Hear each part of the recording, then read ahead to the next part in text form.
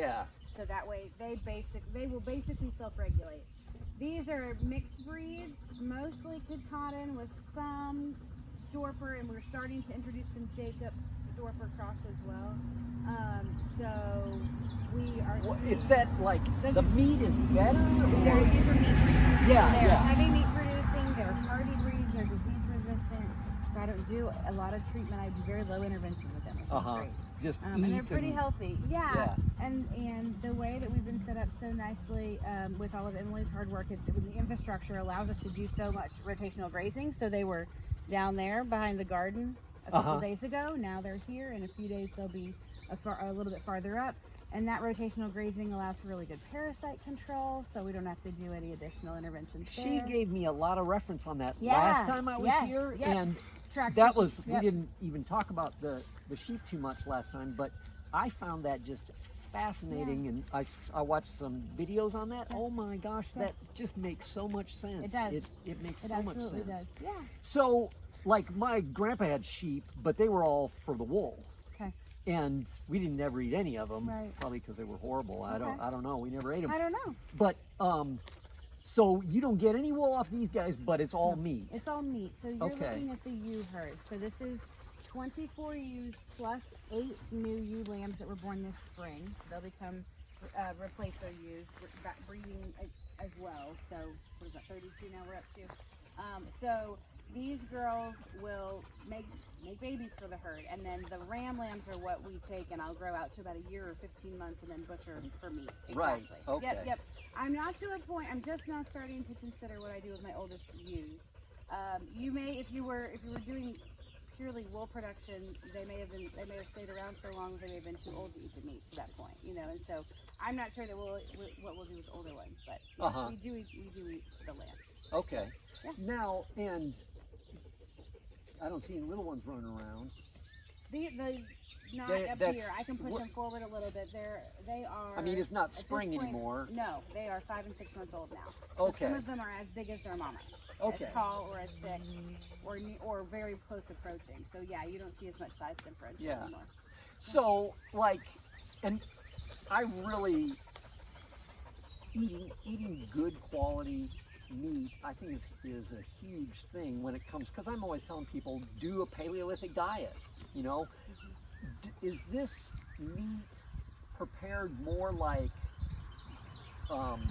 deer meat, or is it more like cow, or how like if you're going to prepare this, it's more like beef? Because it's got when I've eaten lamb before, it's pretty fatty. It can be, yeah. The fat content is higher than something like venison. Okay. So it can be, and the cuts are, because it's a domestic animal that we butcher in a traditional butcher. Sure. The cuts are much more similar to beef. You just have to know which ones are which, right? Okay. Your lamb chop is going to be, you will treat it and prepare it very similar to any other steak that comes from a beef that you're familiar with, right? So cook it to medium rare, season it like you're used to if you want to. Yeah. Or you can get really creative and you can branch out into like rosemary or mint as far as the seasoning goes.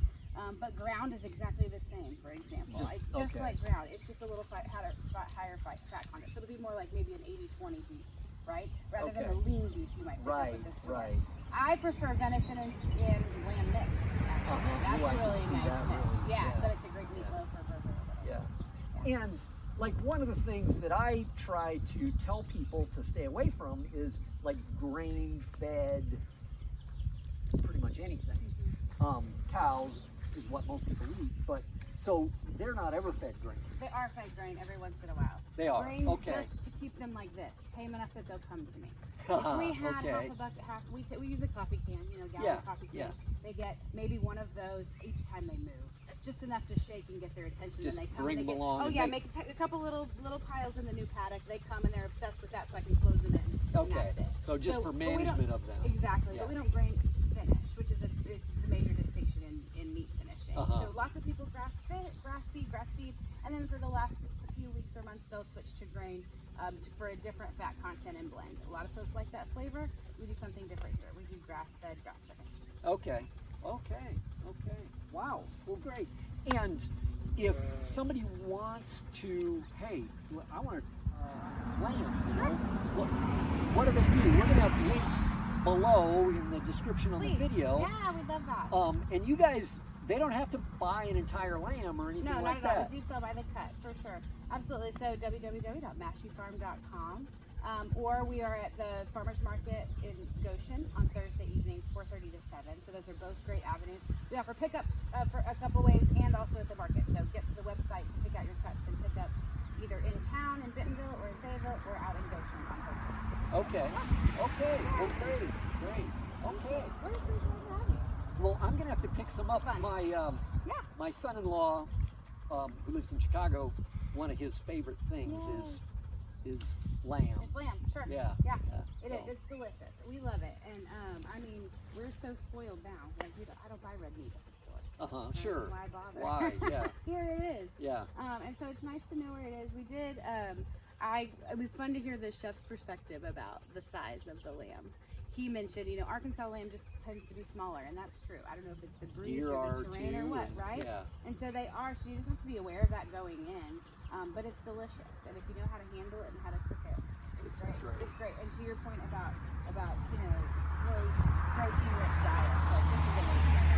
This is such an easy way. Oh. With no stress in these animals, right? Like they're pretty chill.